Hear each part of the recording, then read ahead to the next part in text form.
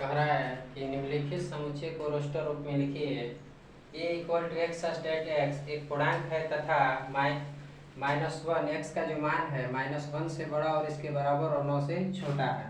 तो हम क्या करेंगे, यह लिख लेंगे सवाल ए इक्वल टू मझले कोष्ठक में एक्स स्टेट एक्स एक पूर्णांक है तथा -1 less or equal to x और 9 से जो है एक्स छोटा है।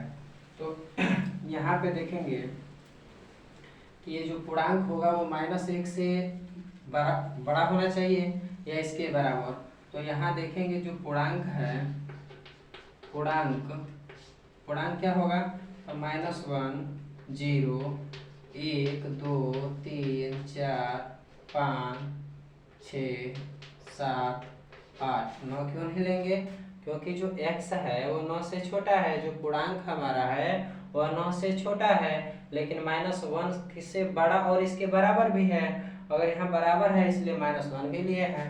इसको रोस्टर रूप में लिखने पर, रोस्टर रूप में लिखने पर तो जब रोस्टर रूप में लिखेंगे तो यह हमारा हो जाएगा ए इक्वल टू मझले कोष्ठक में -1 0 1 2 3 4 5 6 7 और 8। ये आपका रोस्टर रूप होगा। तीसरा क्वेश्चन कह रहा है कि इलाहाबाद को रोस्टर रूप में लिखिए। तो जब इलाहाबाद को हम रोस्टर रूप में लिखेंगे तो सबसे पहले इसमें अक्षरों को दोहराया नहीं जाता है। कोई भी अक्षर हो उसको दोहराया नहीं जाता है। तो जैसे ये इलाहाबाद है तो इलाहाबाद को जब हम लिखेंगे रोस्टर रूप में ALLAHABAD को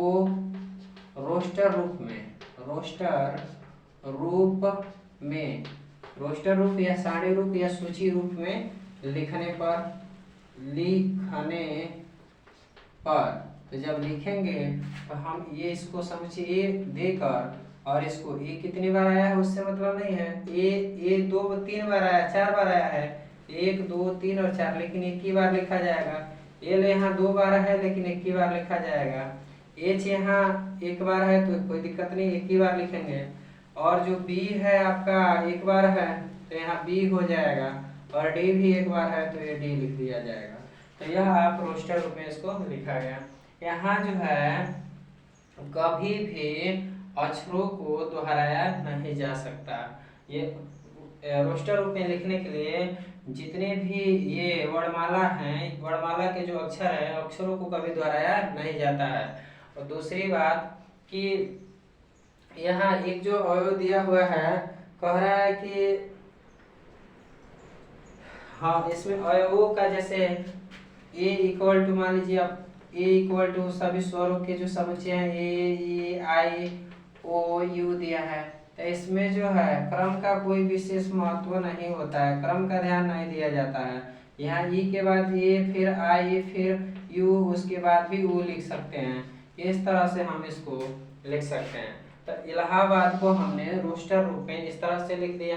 अब दूसरा कह रहा है समुच्चय निर्माण या गुण विधि। 5 या इससे छोटी धन पूर्णांकों का समुच्चय 1 2 3 4 5 को गुण विधि से लिखिए। तो हम गुण विधि से लिखेंगे तो सबसे पहले मान लेते हैं कोई, और यहाँ पे हल लिखेंगे।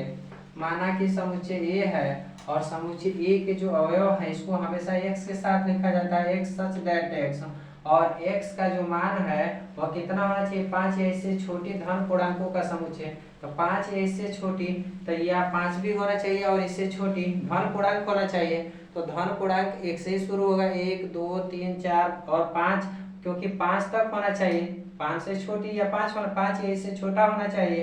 तो हम इसको लिखेंगे x सच दैट x लिखेंगे। उसके बाद ये जो 1 2 3 4 5 है यह नेचुरल नंबर है, तो यहाँ पे x belongs to natural number या अथवा तथा जो n का जो x का जो मान है वो x ग्रेटर और आर इक्वल टू जो है 5, यानी इसका जो वैल्यू है 5 से छोटा होना चाहिए और 5 के बराबर। तो 5 से छोटा का मतलब कि 1 2 3 4 होगा, अब बराबर कहते तो 5 के बराबर। ये ग्रेटर आर इक्वल टू है x less or equal to 5, अर्थात 5 से छोटा और इसके बराबर भी हो सकता है x का मान। तो यहाँ हम देख रहे हैं कि ये आपका जो है यह समुच्चय निर्माण रूप है, समुच्चय निर्माण विधि है, समुच्चय निर्माण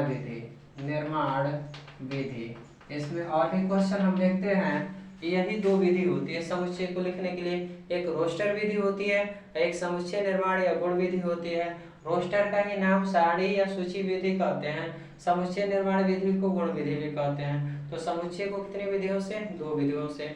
समुच्चय जो है रोस्टर रूप में लिखने के लिए जितने भी इसके अवयव होते हैं उसको मझले कोष्ठक में लिखा जाता है और कामा लगा के लिखा जाता है, और इसमें जो है x के रूप में लिखा जाता है, और इस तरह से समुच्चय निर्माण का के रूप में लिखा जाता है। x ही जो चर है यही बताता है x का मान जो है क्या हो सकता है।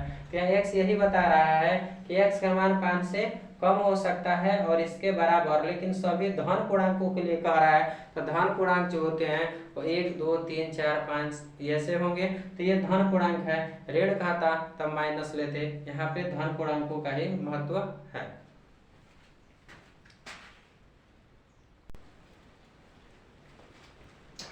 कह रहा है समुच्चयों के विभिन्न प्रकार, रिक्त समुच्चय या शून्य समुच्चय, एकल समुच्चय, परिमित समुच्चय और परिमित समुच्चय, वो जितने भी हैं स्वतुल्य समुच्चय वो अगले वीडियो में देखेंगे। यहाँ पे रिक्त समुच्चय और एकल समुच्चय के बारे में देखेंगे। रिक्त समुच्चय को ही शून्य समुच्चय भी कहा जाता है। ऐसा समुच्चय जिसमें एक भी अवयव उपस्थित न हो उसे हम रिक्त समुच्चय कहते हैं। रिक्त समुच्चय को फाई से प्रदर्शित करते हैं, फाई से या मझले कोष्ठक से प्रदर्शित करते हैं। मझले कोष्ठक में कभी अवयव न हो तो इसे हम रिक्त समुच्चय, यहाँ पे है या फाई समुच्चय कहते हैं। या मझले कोष्ठक में कभी अवयव नहीं है तो शून्य अवयव है, तो इसे शून्य समुच्चय भी कहते हैं। एकल समुच्चय ऐसा समुच्चय जिसमें अवयवों की संख्या केवल एक हो तो उसे हम कहते हैं एकल समुच्चय।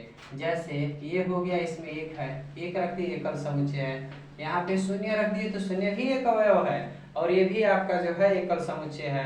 फिर यहाँ पे देखेंगे ये फाई रख दिए तो यहाँ पर भी फाई भी एक का जो है समुच्चय है, यानी यहाँ जो है एकल समुच्चय, ये सब एकल समुच्चय है। तो यहाँ कह रहा है कि निम्नलिखित में से रिक्त और एकल समुच्चय बताइए।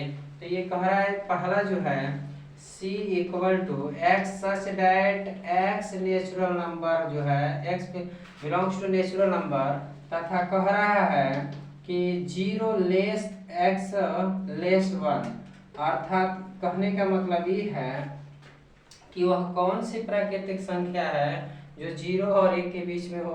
तो 0 से बड़ी और 1 से छोटी ऐसी कोई प्राकृतिक संख्या नहीं है, तो इसलिए यह रिक्त समुच्चय होगा। तो इसको हम यानी 0 और 1 के बीच में कोई संख्या है ये नहीं है प्राकृतिक संख्या। प्राकृतिक संख्या 1 से शुरू होती है जो वस्तुओं के गिनने के काम आती है, 1 2 3। ये बताइए यहाँ 0 और 1 के बीच में कोई संख्या है? नहीं है प्राकृतिक संख्या। तो लिखेंगे यह एक रिक्त समुच्चय है, यह एक रिक्त समुच्चय है, रिक्त या शून्य समुच्चय है, समुच्चय है। और अगला देखेंगे ये जो है, आप तो समझ ही रहे हैं कि ये जो है आपका एक अवयव है तो यह एकल समुच्चय हो गया। और यहाँ देखेंगे यहाँ भी एक अवयव है, ये भी एकल हो जाएगा। और यहाँ देखेंगे कि यहाँ भी फाई है, एक ही अवयव है, ये भी एकल समुच्चय हो गया। ये सब एकल समुच्चय हो गए। और ये जो है आपका रिक्त समुच्चय, क्योंकि 0 और 1 के बीच में कोई प्राकृतिक संख्या नहीं है।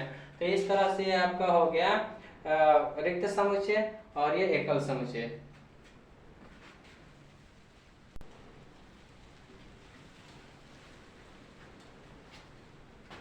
कह रहा है कि निम्न में एकल और रिक्त समुच्चय बताइए। तो हम सबसे पहला जो सवाल है उसको लिखते हैं। यह दिया है x such that x plus 7 equal to 7। तो कह रहा है क्या यह एकल समुच्चय है कि रिक्त समुच्चय है? तो इसको सॉल्व करेंगे। यहाँ पे दे रखा है x प्लस 7 इक्वल टू 7, तो x और ये प्लस आपका ये उधर जाएगा तो 7x और ये उधर जाएगा तो -7। इस तरह से x इक्वल टू आपका आ गया 0। तो यह एक जो है यानी कोई भी अवयव नहीं हो रहा है, तो इस तरह से आपका जो है शून्य समुच्चय होगा, रिक्त समुच्चय हो। यह एक रिक्त समुच्चय नहीं है, क्योंकि यहाँ पे जो है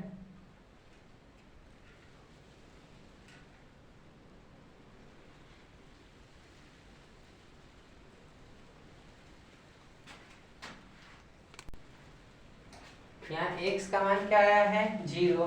तो 0 भी अगर इसको मझले कोष्टक में अगर शून्य रखते हैं तो यह एकल समुच्चय होगा। तो लिखेंगे यह एकल समुच्चय है। यह क्या है? यह एकल समुच्चय है। एकल समुच्चय है, समुच्चय है।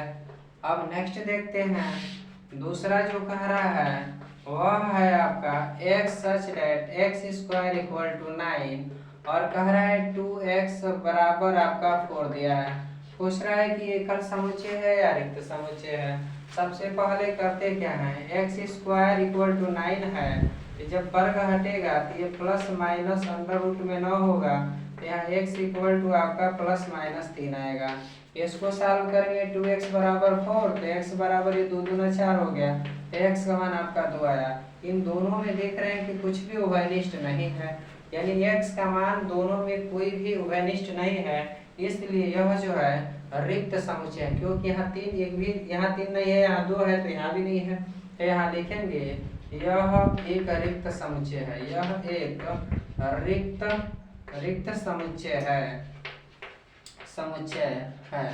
अब नेक्स्ट देखते हैं, तीसरा कह रहा है कि x such that x belongs to natural number और x लेस 1। आप जरा बताइए, कह रहा है कि x तो नेचुरल नंबर है पर x का मान 1 से छोटा है।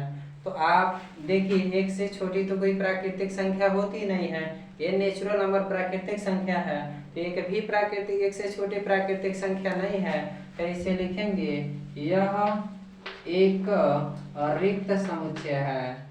रिक्त समुच्चय, रिक्त समुच्चय या शून्य समुच्चय है। अब कि हम देखेंगे यहाँ पे, अब नेक्स्ट सवाल 5वां जो दिया हुआ है, ये कह रहा है 5वां कि x such that x belongs to real number और कह रहा है कि x square plus 4 equal to 0। तो यहाँ देखेंगे कि x का जो संबंध है वो वास्तविक संख्या से है। तो अगर वास्तविक संख्या होगी तो क्या देखा जाए कि क्या ये x वास्तविक संख्या है, तो x square plus 4 equal to जब 0 करेंगे तो x स्क्वायर बराबर उसको उधर लेके जाएंगे -4 हो जाएगा। अब ये चूंकि जो है x स्क्वायर है, तो जब इसको स्क्वायर हटेगा तो इसका प्लस माइनस पे अंडर रूट में -4 का वर्गमूल निकालेंगे, और ये -4 जो है वास्तविक संख्या नहीं है, यह अवास्तविक संख्या है जिसे काल्पनिक कहेंगे। तो लिखेंगे यहाँ अंडर रूट -4 अवास्तविक संख्या है, अवास्तविक संख्या है, संख्या है। अतः यह एक रिक्त समुच्चय है, रिक्त समुच्चय है। यह रिक्त समुच्चय होगा।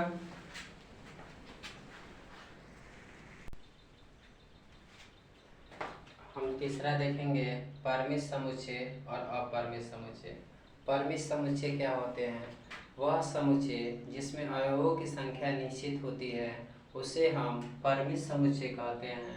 अपरिमित समुच्चय ऐसा समुच्चय जिसमें अवयवों की संख्या निश्चित नहीं होती है अर्थात अनिश्चित होती है, उसे हम अपरिमित समुच्चय कहते हैं। जैसे अगर हम कोई ये अवयव है, इसका जो 1 2 3 ये 3 हमने ले लिया, उसके बाद जो है सभी स्वरों के समुच्चय ले लिए ई आई ओ यू। तो हम देख रहे हैं कि 1 2 3 यहाँ तो एक परिमित हुआ और ए आई ओ यू ये भी परिमित हुआ। क्यों? क्योंकि इसमें अवयव की संख्या 5 ही स्वर होते हैं। अब कह रहा है अपरिमित समुच्चय। अपरिमित समुच्चय का मतलब जितने भी पूर्णांक है z बराबर सभी पूर्णांक जो होते हैं, चाहे 0 ±1 ±2 ±3 और ±...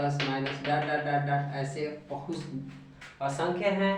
तो यह जो है इसमें अपरिमित, यह पूर्णांकों की संख्या अनंत होगी, तो इसलिए यह अपरिमित संख्या है, जिसको जो अनिश्चित होता है, जिसको गिनना संभव न हो। अब कह रहा है निम्नलिखित में से परिमित तथा अपरिमित समुच्चय बताइए। तो यहाँ कह रहा है कि 2 के गुणजों का समुच्चय। तो हम जानते हैं 2 का गुणज होगा 2, 4, 6, 8, 10, 12, ऐसे असंख्य हो जाएंगे। तो 2 के जो गुणज होंगे, तो 2 के गुणज तो अनंत होंगे, तो जब अनंत होंगे तो अनिश्चित अपरिमित होगा। तो यहाँ पे लिखेंगे कि 2 के जो गुणज हैं, इसी के सामने देख लेते हैं। तो 2, 4, 6, 8 ये असंख्य हो सकते हैं, ढेरों से। ये कोई इसकी सीमा नहीं है, यह अनिश्चित है, निश्चित तो है नहीं, निश्चित नहीं है। तो यह जो है और ये जो होगा अनिश्चित अपरिमित समुच्चय है। 2 का गुणज अपरिमित समुच्चय है, यह लिखेंगे, यह अपरिमित समुच्चय है। अब यहाँ कह रहा है कि 4 से कम सभी पूर्णांकों का समुच्चय। ये भी कह रहा है कि 4 से सभी कम पूर्णांकों का समुच्चय। 4 से कम तो 4, 3, 2, 1, 0, -1, -2, -3, ये ये भी असंख्य हो जाएंगे। तो ये भी जो है इसकी भी कोई अनिश्चित इसके मान नहीं है, तो ये भी जो होगा अपरिमित समुच्चय होगा।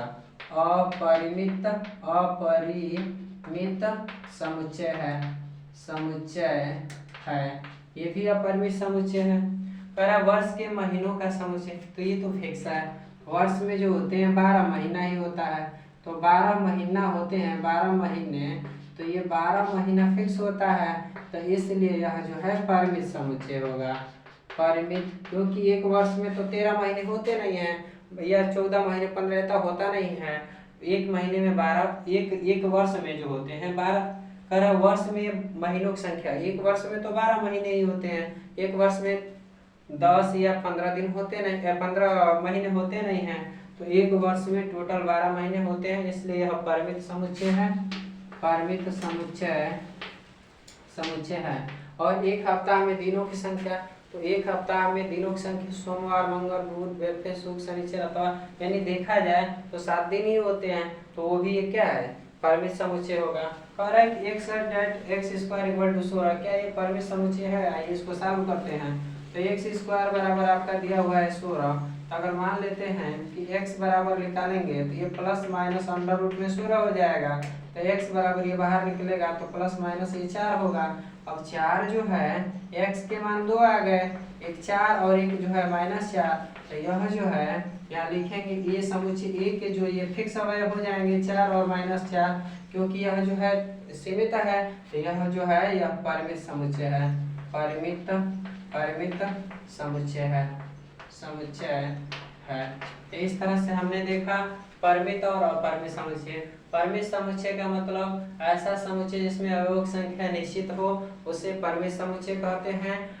अपरिमित होता है ऐसा समुच्चय जिसमें अवयवों की संख्या अनिश्चित हो, अर्थात निश्चित नहीं होती है, अनिश्चित होती है, अनंत होती है, उसे हम अपरिमित समुच्चय कहते हैं। हमने देखा शून्य या रिक्त समुच्चय, उसके बाद जो है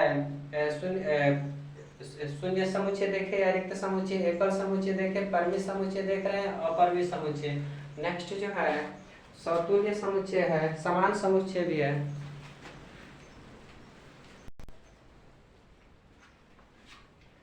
कह रहा है सामान्य समुच्चय या समतुल्य समुच्चय। समान समुच्चय क्या किसे कहते हैं और समतुल्य समुच्चय किसे कहते हैं? समान समुच्चय वे समुच्चय होते हैं जिनमें अवयवों की यानी जैसे A = B हो, A के जो अवयव हो वही B के अवयव होने चाहिए। तो यहाँ लिख सकते हैं for every A belongs to A तथा या A belongs to B, अर्थात जो A जो है ए में भी होना चाहिए और ए जो है बी में भी होना चाहिए।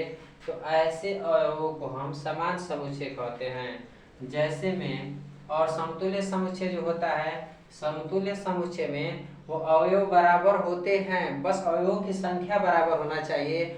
जो अंक समान वो हूबहू वही अंक या संख्या नहीं होनी चाहिए या वही अवयव नहीं होना चाहिए। जैसे हम देखते हैं इसको, ये जैसे में देखते हैं यहाँ 1 2 3 5 दिया है, तो कह रहा है क्या बी 2 5 1 3 यह समान समुच्चय है कि समतुल्य है। तो यहाँ देखेंगे कि पहला जो है, पहले का हल यहाँ देख रहे हैं कि समुच्चय ए के जो अवयव हैं, समुच्चय ए के अवयव क्या है, 1 है 2 है 3 है और 5 है। और बी के जो अवयव है वो क्या है भाई, तो 2 है 5 है 1 है और 3 है। हम देख रहे हैं कि एक इसमें भी 1 है, यहाँ 2 है तो इसमें भी 2 है, ये 3 है तो इसमें भी है, 5 है तो इसमें भी 5 है। तो हम देख रहे हैं कि ए का हूबहू अवयव जो है बी में है, तो यह समान अवयव समान समुच्चय कहलाता है। क्यों, जो अवयव ए के हैं वही अवयव बी के हैं, तो इस तरह से यह जो समुच्चय होगा समान समुच्चय कहलाता है। और ये जो है समतुल्य समुच्चय क्या होता है, समतुल्य माने उसी के तुल्य होगा, उतनी ही संख्या होगी लेकिन हूबहू वो अवयव नहीं होंगे।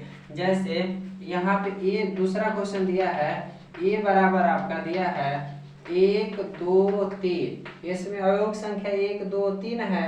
और बी में दिया है बी बराबर ए बी सी, यानी इसके अवयव ए बी सी है, इसके अवयव 1 2 3 है। फर्क इतना है कि बस यहाँ असमान है, यहाँ भी यहाँ एक अंक है और यहाँ पे ए बी सी है। तो हम देखेंगे कि यहाँ पे अवयव संख्या 3 है और इसमें भी 3 है। तो ऐसे जो समुच्चय होते हैं उसे हम समतुल्य समुच्चय कहते हैं। समतुल्य, समतुल्य का मतलब इसी के समान है, समतुल्य समुच्चय। लेकिन समतुल्य समुच्चय को समान समुच्चय नहीं कह सकते हैं। समुच्चय तो यहाँ देखेंगे ये जो है हमारा पहला जो था, इसके जो अवयव 1 थे तो इसमें भी 1 था, यहाँ 2 तो इसमें भी 2, ये 3 तो इसमें भी 3 और ये 5 तो यहाँ 5 था, हूबहू सेम अवयव थे। तो इस प्रकार के समुच्चय को हम समान समुच्चय कहते हैं। अगर ए के अवयवों की संख्या बी के अवयव की संख्या के बराबर हो गई, वह समुच्चय समतुल्य समुच्चय कहलाता है। आज के वीडियो में इतना ही। Thanks for watching. वीडियो अच्छी लगी हो तो लाइक और सब्सक्राइब करें।